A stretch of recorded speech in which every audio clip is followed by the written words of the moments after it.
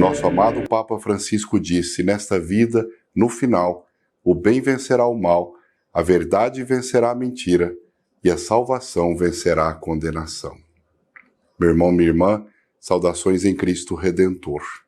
Desde já desejo a você feliz Páscoa no Redentor nosso. Como você bem sabe, há exatamente 1 ano e 8 meses eu fui vítima de uma agressão absurda, sem tamanho. Presenciei minha casa sendo invadida da pior maneira que alguém possa imaginar. Eu fui acordado no início de uma manhã com um grupo de pessoas entrando no meu quarto, revirando gavetas, mexendo nas minhas coisas pessoais e invadindo minha privacidade sem nenhum escrúpulo. Não esperaram nem que eu vestisse as minhas roupas. Disseram que aquilo era parte de uma investigação sobre a qual eu havia tomado conhecimento somente naquele momento. Na verdade, até hoje, eu nunca fui ouvido, chamado, perguntado, nada. Eu não sabia de nada do que estava acontecendo, mas toda a imprensa sabia e já tinha sido, inclusive, convocada há dias para aquele momento, para aquela manhã. O constrangimento e a humilhação foram tamanhos que praticamente fizeram ao vivo, de dentro do meu próprio quarto. Algo totalmente insano, ilegal, desnecessário, humilhante e certamente organizado de uma forma antecipada e meticulosa. Logo depois eu fui percebendo do que realmente se tratava. Percebi que não importava a verdade para aquelas pessoas. O interesse era acusar e condenar, sujando uma imagem, uma história de vida, de dedicação ao Evangelho. Ao longo desse tempo, muita coisa absurda foi dita. Muitas acusações foram feitas. Chegaram ao ponto da apelação total num verdadeiro e desnecessário abuso.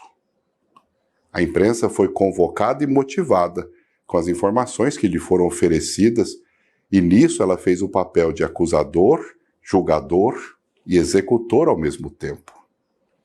Quando finalmente deixaram minha casa naquele dia, tomei um banho, desci as escadas do convento, recebi um abraço solidário dos confrades que moravam comigo, e naquela ocasião, o meu então superior, Padre Jesus Flores, falecido por causa do Covid, ele me disse assim: isso é um absurdo.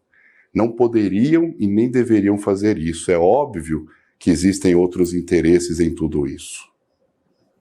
E agora, quem vai pedir desculpas quando tudo for esclarecido? Desde o ocorrido por prudência e bom senso, acertei com as indicações e formas delineadas pelo senhor arcebispo de então o meu afastamento temporário da presidência da AFIP e também da reitoria do santuário, até que as coisas fossem devidamente esclarecidas pela justiça como foram na última segunda-feira. O silêncio que eu mantive até agora foi por obediência ao meu superior religioso que assim achou que deveria ser. Sendo assim, resignado, aguentei calado todas as diversas formas de investidas contra mim.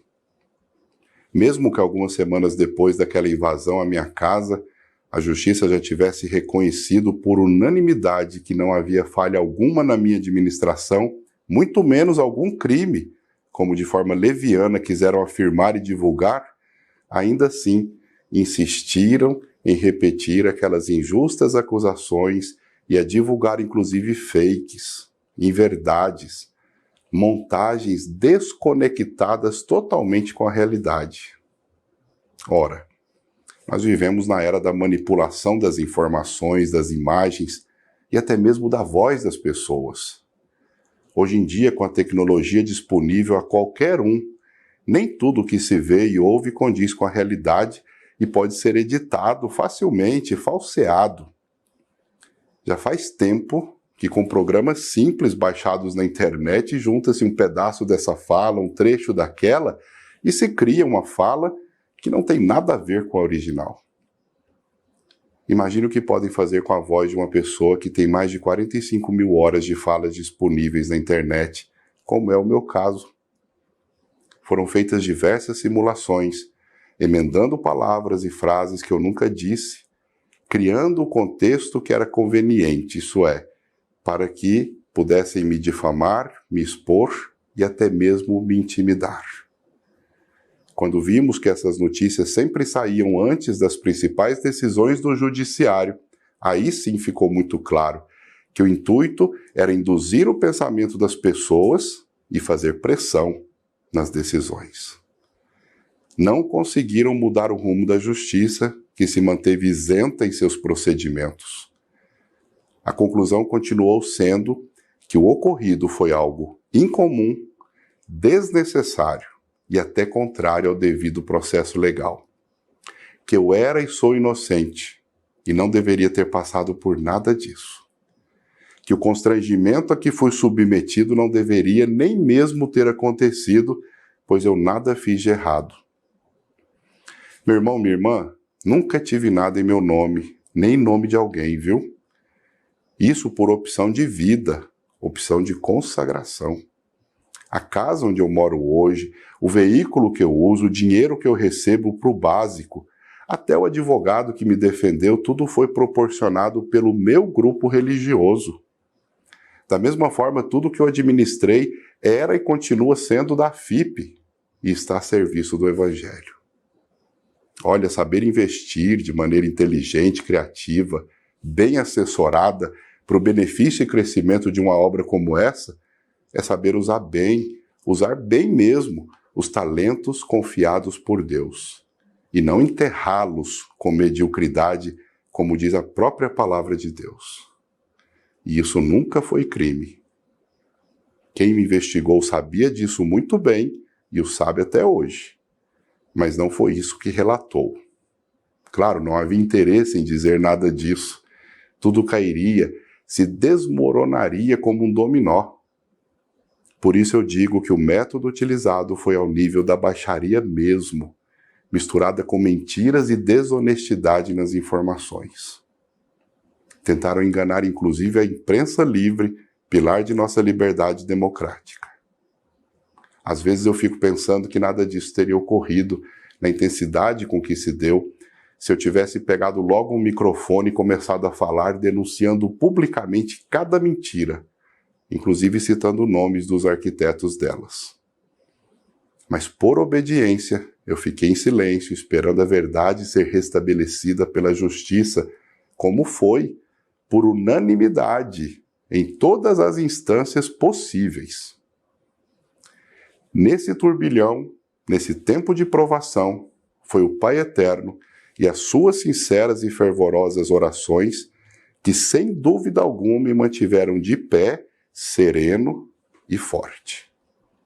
Eu agradeço, portanto, as centenas de milhares de mensagens de solidariedade e apoio que eu tenho recebido desde o ocorrido.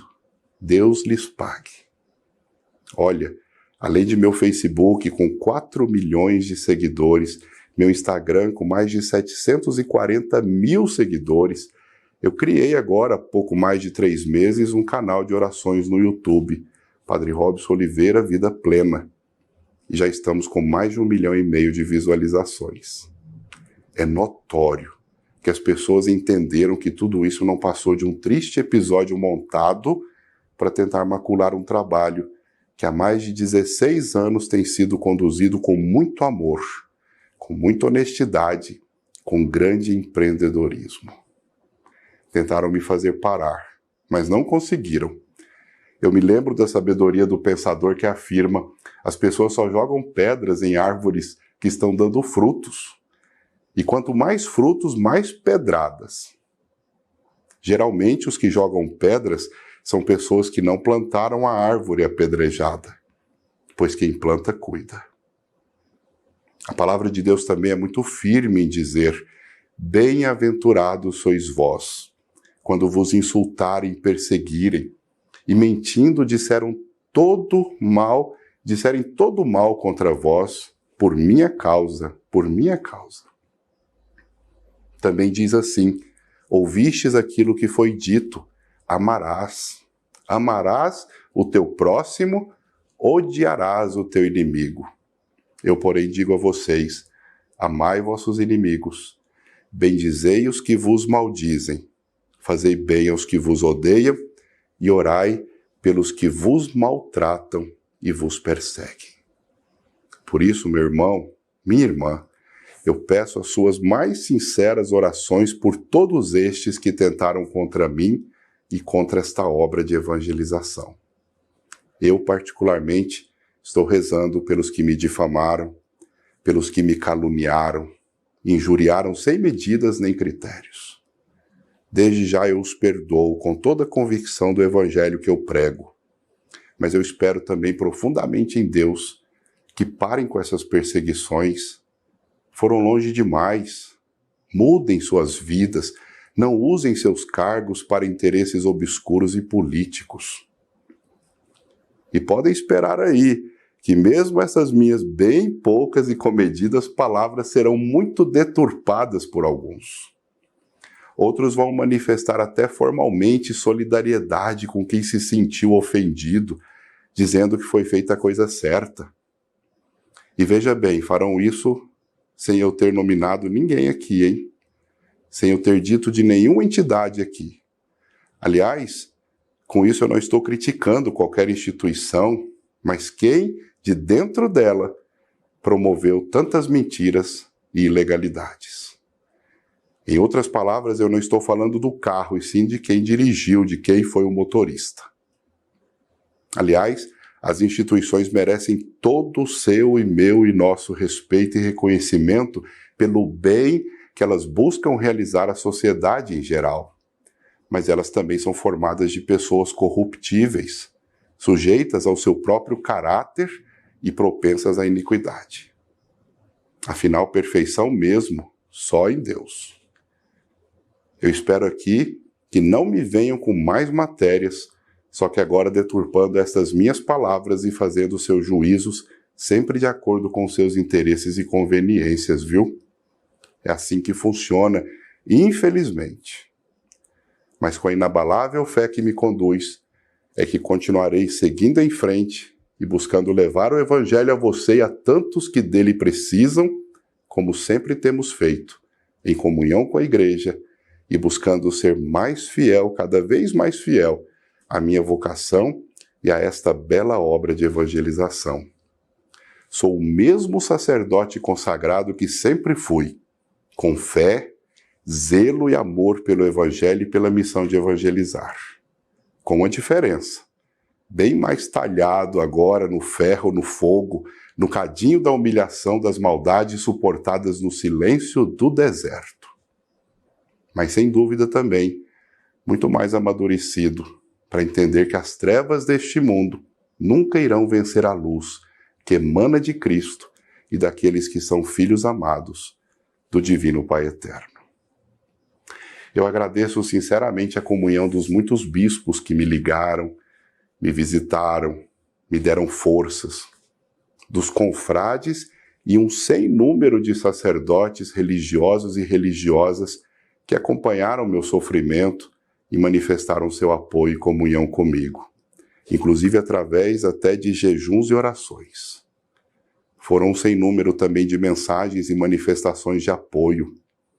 Agradeço sem dúvida alguma a supermassiva expressão de solidariedade de católicos e não católicos, e principalmente dos associados da FIP, que sempre estiveram ao meu lado e nunca acreditaram nesse circo de horrores que foi armado de forma tão demoníaca para me intimidar e para atrapalhar essa obra, que sem dúvida nenhuma saiu muito prejudicada, mas não derrotada. Porque mesmo diante das tribulações, se nós nos mantivermos firmes e confiantes em Cristo, nós seremos, como nos diz o apóstolo, mais que vencedores. Com a nossa fé experimentada no fogo, nós iremos alcançar patamares de bênçãos e graças nunca antes alcançados. Fixemos, pois, o nosso olhar em Cristo. Olhemos para o horizonte repleto de graças e esperanças e vejamos juntos a luz da graça nascer para todos aqueles que buscam o Pai Eterno de coração humilde e sincero. Meu querido, minha querida, por enquanto é isso. Que o Divino Pai Eterno esteja sempre na sua vida, abençoando você e sua família. Muito, muito obrigado. Amém.